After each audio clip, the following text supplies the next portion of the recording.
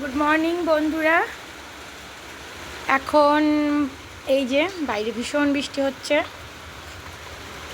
সকাল থেকে একভাবে বৃষ্টি, কোনো কাজ ঠিক মতন করা যাচ্ছে না।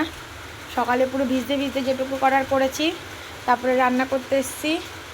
আজকে রান্না হচ্ছে এই যে, বেশি কিছু না, অল্পই করেছি। এই যে একটু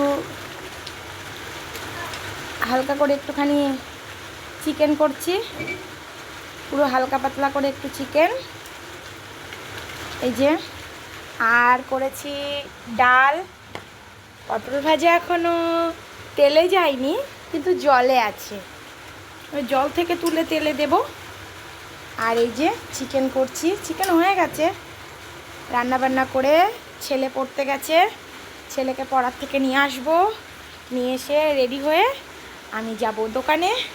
আমার হাজব্যান্ড এখন আছে।